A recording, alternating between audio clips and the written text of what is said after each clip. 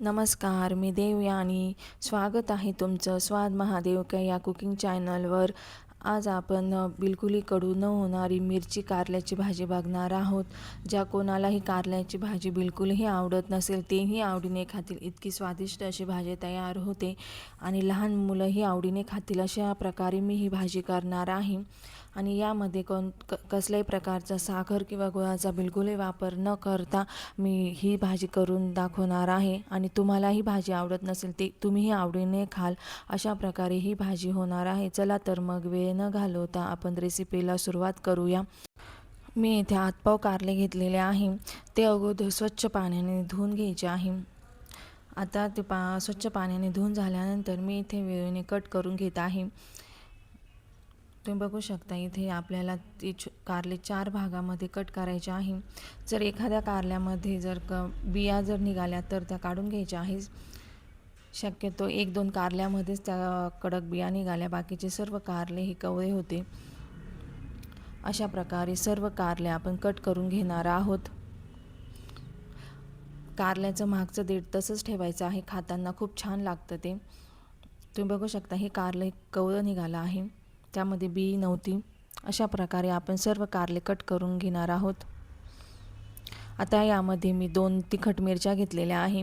तुम्ही तुमच्या आवडीप्रमाणे कमी जास्त करू शकता.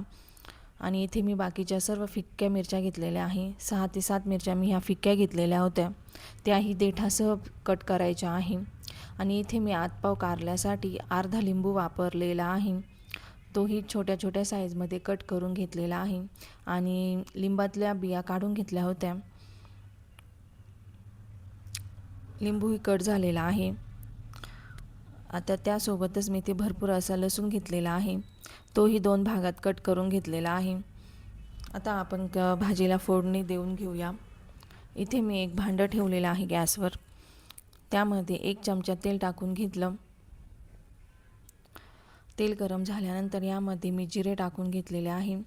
इथे मी मोहरीचा बिलकुलही वापर करणार नाही आहे. आणि जो लसूण मी कट करून घेतलेला होता तो यामध्ये टाकून घेतलेला आहे.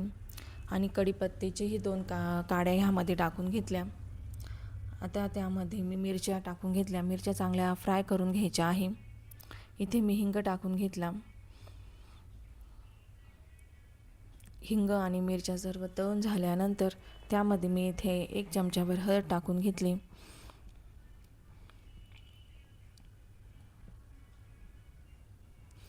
आता त्यामध्ये मी आपण जे कारले कट करून घेतले होते ते टाकून घ्यायचे आहे.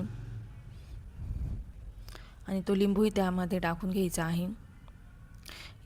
आणि आपण इथे मिठाचं प्रमाण जे चवीपेक्षा चिमूटभर थोडंसं जास्त मिठाचं प्रमाण इथे वापरायचं आहे. आणि तुम्हाला लिंबू इथे आतपाव कारल्यासाठी अर्धाच लिंबू वापरायचा आहे. आणि जर पावशेर कारले जर केले तर 1 लिंबू वापरायचा आहे. जास्त लिंबूचं प्रमाण वापरल्याने भाजी आंबट होऊ शकते. आणि झाकणावर पाणी ठेवून इथे 7 ते 8 मिनटं एक वाफ देऊन घ्यायची आहे. इथे आपण पाण्याचा बिलकुल वापर केला नाही आहे. ते लिंबू टाकल्याने लिंबूच्या पाण्यानेही ते कारले वाफले जातात. इथे आवश्यकतेनुसार कोथिंबीर आवडीप्रमाणे टाकून घ्यायची आहे, ऑप्शनल आहे कोथिंबीर. अशा प्रकारे आपली कारली मिरचीची भाजी तयार झालेली आहे. तुम्हाला ही रेसिपी कशी वाटली तुम्ही कमेंट करून नक्की सांगा. लाईक करा, शेअर करा आणि सबस्क्राईब करा माझ्या चॅनलला. ज्या कोणाला ही भाजी कारल्याची भाजी आवडत नसेल तेही आवडीने खातील अशा प्रकारे ही भाजी तयार झालेली आहे. आणि ही भाजी तर माझी फेवरेट आहे. बिलकुलही कडू लागत नाही, विश्वासाने सांगते मी, ही भाजी बिलकुलही कडू लागत नाही. तुम्ही अशा प्रकारे भाजी नक्की करून बघा आणि मला कमेंट करून नक्की सांगा. ही भाजी तुम्ही भाकरीसोबत, पोळीसोबत खाऊ शकता किंवा डाळ भातासोबतही तोंडी लावायला ही भाजी तुम्ही करू शकता. खूप छान लागते. चव तर अप्रतिम आहे ह्या भाजीची. तुम्हाला ही माझी रेसिपी कशी वाटली तुम्ही कमेंट करून नक्की कळवा. आणि व्हिडिओला एक लाईक नक्की करा. धन्यवाद माझा व्हिडिओ पूर्ण बघितल्याबद्दल.